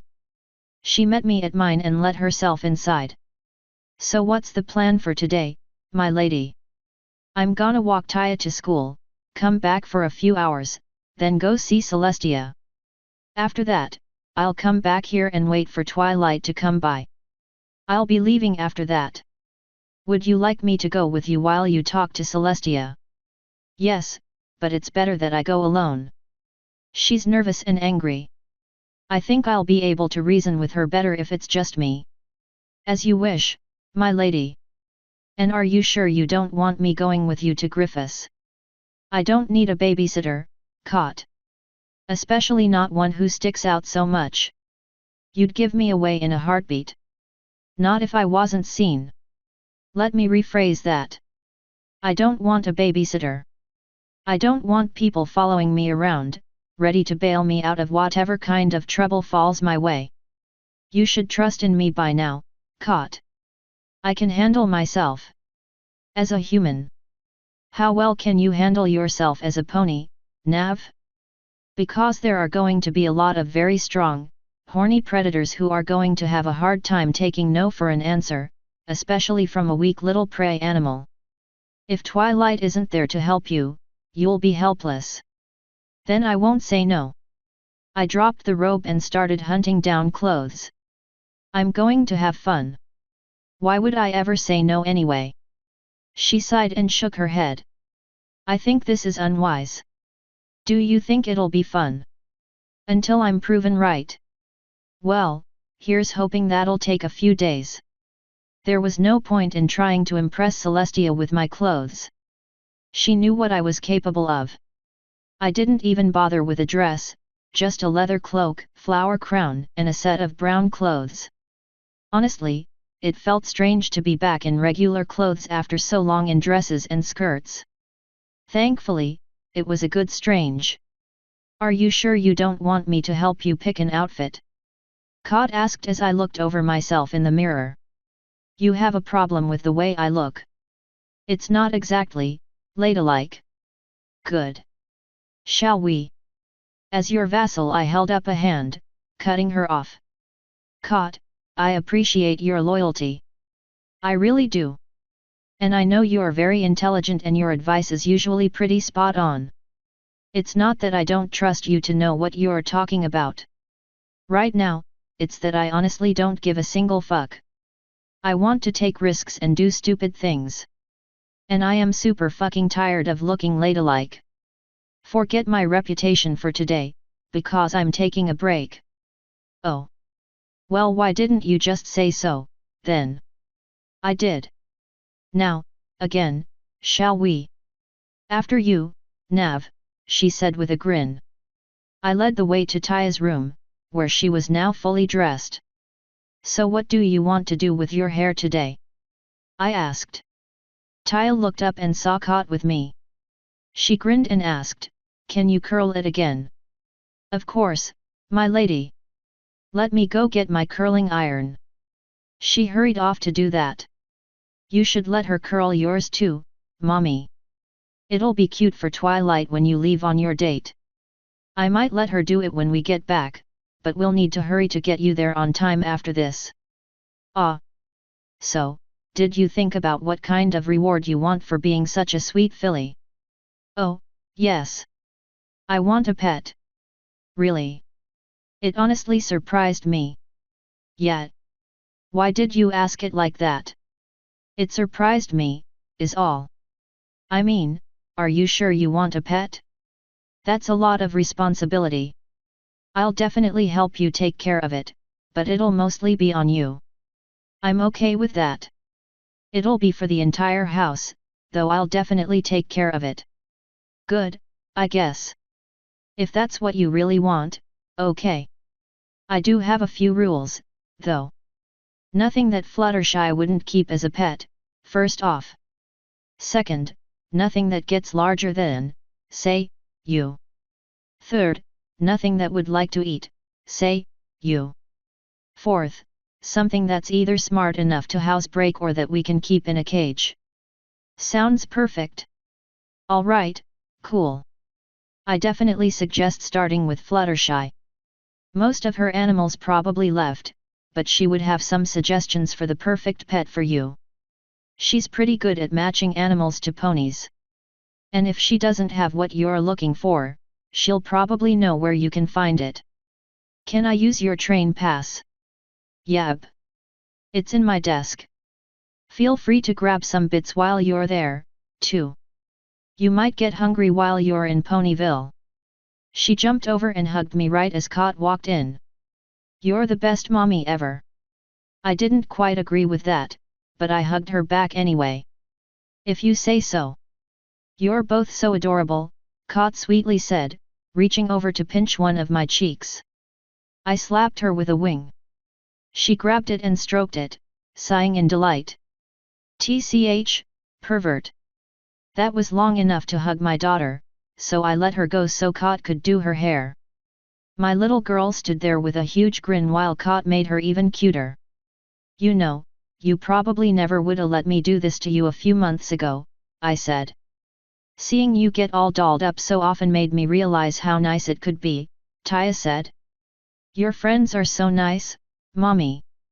They just love making you look so pretty all the time.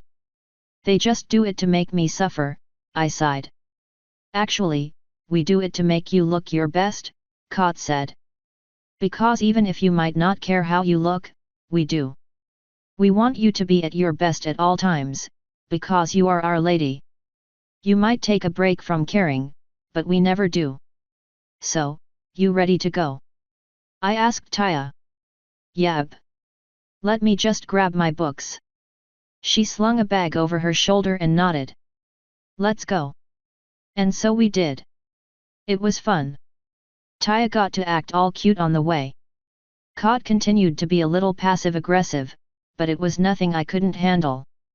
Once Taya was safely ensconced at school, I left before the four could send someone out to make me talk. Putting that off for a few weeks sounded great. It would also give me time to think about how to approach Athena about Hera. When we got back home, I went upstairs and tried to dick around on the laptop, but got stopped by a knife-wielding Kot. Instead of procrastinating the time away, I got to fight her for ages instead. It was kinda shitty, but about par for the course. As soon as an alarm clock went off in my room, I cut the training session off and pulled the seed out. I want you to give this to Taya as soon as she gets back, I said. You don't want me to keep it. I'm going to give you one as soon as I get more seeds. It's not that I don't trust you, it's that she's my daughter, and I'm afraid daughter trumps vassal and blood servant. That is true, I suppose. I will give it to her. Does she know what it is? Yes, I gave her instructions for it this morning. I know I don't need to remind you, but tell no one about this. Don't even bring it up around me. As you wish, she said with a nod. Are you going to see Celestia now? Yes. It's time I put this behind me. She nodded. Good luck. If you don't come back, I'll plant the seed immediately. If I don't come back, you get Taya and you run. Plant that as you run, but you take my daughter and you disappear. Right, of course. Once I get more of these seeds, we'll come up with a system and some plans for worst-case scenarios. We'll include Gord, Watcher, Doppel, and Taya in those talks. For now, I guess just think about it. Anyway, I'll see you when I get back. With luck, I'll still be in one piece. I'll see you soon, Nav. Bringing a weapon would make me look scared, so I didn't bother. I did tuck the ring away someplace safe, though I really hoped I wouldn't need it. When I thought I was ready, I slipped out the back door so no one would follow me. The guards at the palace didn't even acknowledge me. That felt pretty disconcerting, but I continued anyway. I didn't know where exactly Celestia would be, so I asked one of the guards in front of the throne room where she was. He didn't even look my way, just stared ahead unblinkingly.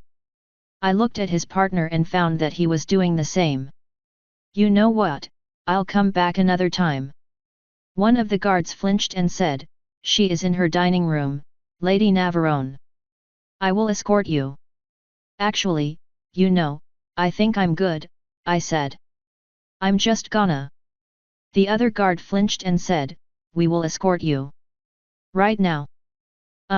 I heard something behind me that sounded uncomfortably like gold-shod hooves. We all will escort you.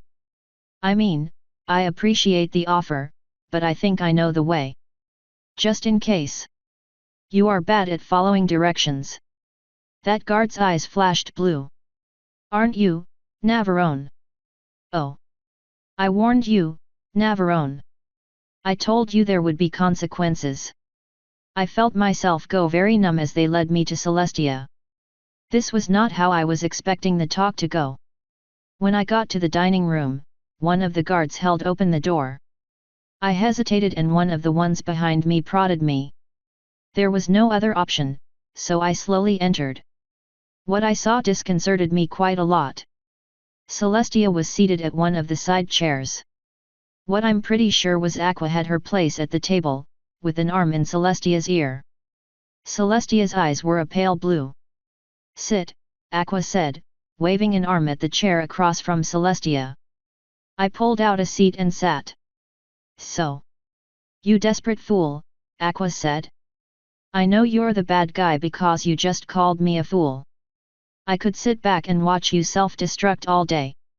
It's so amusing to watch. But becoming a host to a fire elemental was too far. So, quick question, how long have you been mind-controlling Celestia? Hell, I thought you were still in Atlantis. Not long enough, Aqua replied, turning slightly red. Celestia shivered and looked away. I came back early to take a more active hand in running things here. Is she in danger? I asked. She is behaving, for the most part. I suggest you consider behaving as well. Am I in danger? I have warned you many times, Navarone. I never wanted it to come to this. You were never to know. But I'm afraid you went too far. Oh man. I really do not need this right now. Can we maybe talk about this? What is there to talk about? How you corrupted one of my sisters. How you almost started a war. How you've behaved so terribly your entire time here. You are too important to keep acting this way. You must be guided. Is that why you took over Celestia? She was mismanaging her power. I like where you were going with admitting the truth about the sun. That would have made it easier for us to step back in as goddesses. Oh, so you're like, legit evil now, hey. She turned bright red and slammed a hand onto the table. Am I? She screamed. Celestia and I flinched and Aqua turned pink. Sorry, I got a little too into it. It's just, I'm really enjoying this. I mean, I get it. This is a pretty big jump up for you. Sure, you had Celestia, but she's old and ugly. Now I guess you get to make me your slave too, and I'm way cooler and prettier. Right. She patted Celestia on the head. I'm sorry, but Nav's my new favorite. Celestia actually sighed in relief. But only because I hate her more. So, look, I'm legitimately scared right now. Like, this is mind-blowing. Can we call this my last warning and I'll promise to shape up? I'll let you talk to Celestia. No, I think we can skip that. I'd be happy to see myself out. As with so many other things, you thought very wrong. She withdrew her arm from Celestia's head. Her eyes went back to pink and then blinked. Why didn't you talk to me, Navarone? She asked. Why didn't you ask me before you unleashed these things upon the world? I don't exactly have a good track record with trusting you. How many times have you let me get fucked over? Well, I hope being petty is worth it to you. This is what your distrust has wrought. Look, I'll admit we both made mistakes. It's time to stop making mistakes, Nav. As much as I hate to admit it, this is an opportunity, even if the one offering it to us is a monster. We were doing well together while I was still free. If we behave, she'll let us continue that relationship. Discord needs to die and you know our power combined could do anything. With you as our hooves in the world, we could change fate itself. See, small problem with that. I really don't like slavery, especially when I'm the slave. Tell that to Kot, Celestia said. She volunteered for that. I didn't even know until a few days ago. And yet every night you let her rut you. Not last night. Which I'm still a little bitter about. Get to the point, Aqua sighed, caressing one of Celestia's ears. We could be wed, Navarone, Celestia said. You and I. We could own the entire planet, eradicate discord for good. Yeah, as slaves to this thing. You've been a slave all your life, Celestia said. A slave to a family. A slave to Luna. A slave to Kot. A slave to me. A slave to yourself, to that disgusting code of honor you have. What have all of them offered? Because this master is offering the entire world. I have changed things in this world, Celestia. Anyone who can do that is no slave. They can if they are a slave of discord. How has he guided you, unknowingly? How has he pulled your strings? If you knew, would you even tell me? She did not know, Aqua said. Flo confirmed that Nav had no idea she was a puppet. All the same, Celestia said, waving a hoof. We've all seen what it is capable of. You've unleashed these elementals upon the world, so we might as well use them as best we can. If she can help us unite the world against discord, I say let her do it. I never truly cared for power, Navarone. Power was just a means to an end, a way to help me protect my ponies. Between the three of us, we can change the world. You have seen to that. Let us guide you instead of discord. If you are going to have strings, let them be on the right side. There's the carrot, I said. What's the stick? If you do it willingly, I will allow you to choose your fate, for the most part, Aqua said. If you do it unwillingly, I will force you down the best path. If you choose to fight me and make things difficult, or try to tell anyone about this, well, let's just say you don't want to know. I kinda do, actually. I'll admit, it was originally Celestia's idea, but I improved upon it. I have a feeling you'll actually approve. I'll wipe your memory entirely, turn you into a pony, blindfold you, and give you to Chrysalis to turn into a food pony. If I ever need you again, I'll give you your memories back, leave you in the hive for a few more days, then come get you. If you misbehave again, well, we'll do that to someone you care about. Permanently. Is it okay to insult you? I accept constructive criticism. That was legitimately the most evil thing I have ever heard in my life. So how are we on taking this as a warning? Can this please be a warning? What's so bad about it, Nav? Celestia asked. As long as we both obey, we could be happy together. You know that. We've had our differences. I've done things I regret. But now we'll have someone guiding us. Is that you talking, Celestia? Or is that her? You don't tend to say someone. Well, I'm changing. I realized such a thing was inappropriate in this day and age. See, now that doesn't sound like you. The Celestia I know is really stuck to her racist guns. So I kinda gotta wonder, how much of that in there is you and how much of that is what she made you. That is fire elemental propaganda. Aqua shouted. We would never do that. Yeah, ahoy. Tell that to Kot. As I said, you corrupted a water elemental. Flo has become something twisted, a mockery of what we are. Yeah, Flo is the mockery. Her injury and time in the ground made her unstable. She was at a weak point and your mind ruined her.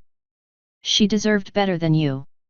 Wow, okay, forgive me for getting dragged into a war I didn't want. She asked for my help. Those consequences are hers. She knew the risks. She thought she could control you, but she was too weak-willed to guide you properly. I will not make the same mistake. You will become a better person, like it or not. So I'm gonna ask again. How about that warning? You have a choice to make, Nav. I want full autonomy in my personal life.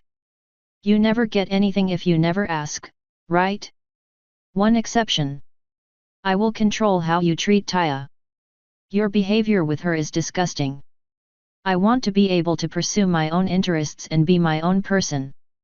If you promise to leave that to me, and only because I have literally no other choice, I'll let you handle major decisions regarding the mission. And I guess Taya. But once this is done and Discord is dead, I want to be freed, on the condition that I retire completely from the world. That will depend entirely upon your behavior. Are you ready? I mean, no. She reached over and patted my face. I'm so sorry it came to this, Nav. It's not too late, I quietly said. You would go straight to Brooke. I'm afraid she wouldn't understand what I had to do to Celestia and she certainly won't understand what I have to do to you. Like I said, you were never to know. I honestly thought our best chance was for you to change on your own. But I see now that it won't happen. You are too hurt, too broken to change. I want you to be happy, Nav, but you've disappointed me. I think this is the best way to make that happen. I want you to know that I think this is wrong and evil. Soon enough, you'll realize I'm right. Her hand finally went to my ear and I felt a new presence in my head. It's time to begin healing, Nav. Congrats, way to make that sound super ominous. Celestia flinched and then gasped. Nav. Are you? Oh no, what did? Did she? Did you? Were you not? Celestia has misbehaved, Aqua said, caressing Celestia's hair.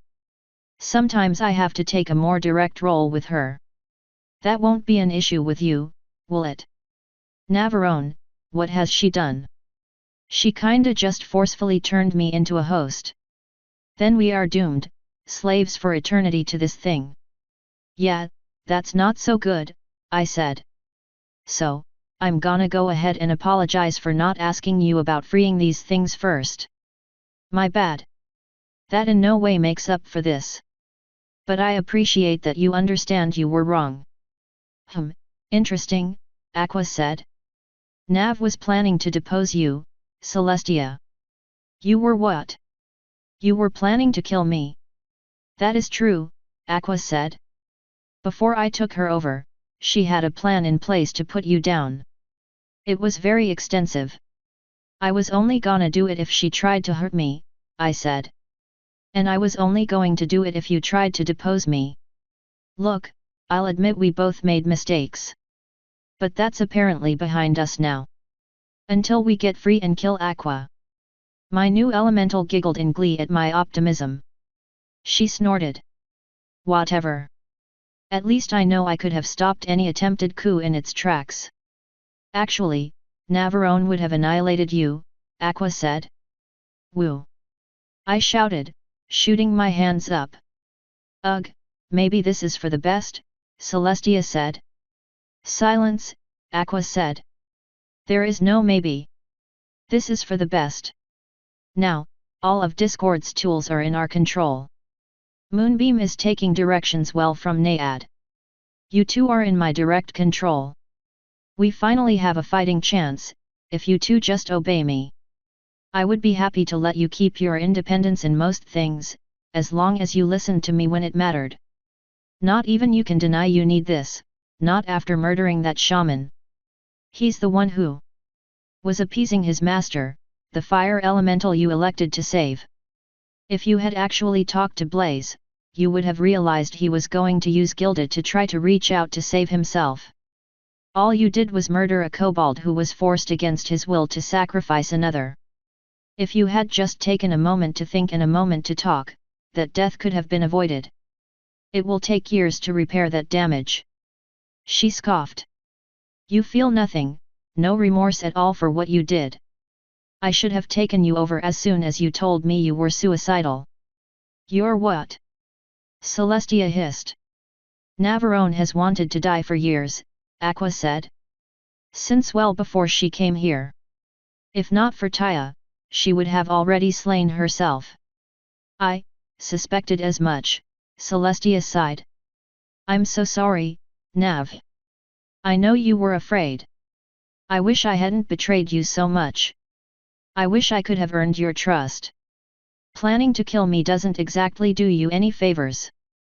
That would be after Discord was dealt with. And, well, kill is a strong word. I would have made you disappear. Wow, so Aqua was telling the truth. That was your idea. You were planning on killing me. Yeah, that's quick and final. That's not turning me into an eternal sex slave. I have to side with Nav on this one, Aqua said. I would have made the process reversible, in case she could prove her worth again.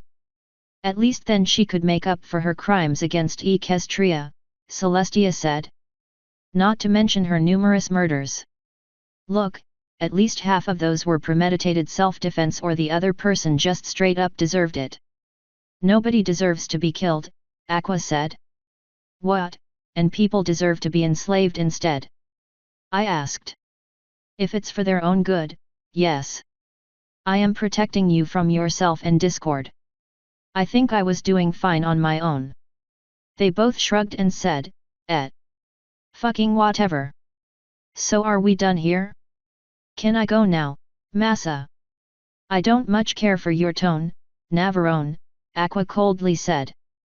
What, did you think I would be happy about getting turned into your pet human? What happened to treating your hosts properly and never taking a host without his or her permission? Extreme times call for extreme measures, I'm afraid. We now know for certain that you were created by discord. How could we possibly trust you without guidance? You may not be happy about it now, but I want you to think about that, Nav. You were created by discord. Every move you make could be something he premeditated. Am I really so evil for wanting to protect the world from his tools? You can make anything sound right when you move words around all day. You turned me and Celestia into slaves. Don't even bother trying, Celestia sighed. She's insane. You're the crazy ones. Aqua shouted, turning bright red and slamming one of her hands down on the table again. When we both flinched, she giggled and turned blue again. Sorry, I'm just really enjoying this. Just think of how much good you're going to get to do now that you're being guided by the righteous once more, Nav. Oh yeah, she's definitely crazy, I said. Since I guess we're kinda back together again, you interested in a quickie before I go? Celestia blinked, then sighed and said, I guess. Might as well burn some stress off. And some of that anger about you planning to kill me. That's my mare, I said. Put that anger to good use on my vagina. She grinned darkly and we both teleported to her room. The horrible things she did to me helped take my mind off getting violated in the worst possible way by an evil brain leech, at least. They left me with a limp that I knew Twilight would ask about, but I was okay with that. As I flew back home, I steadily pondered just how I was going to get rid of Aqua. She mocked me the entire time.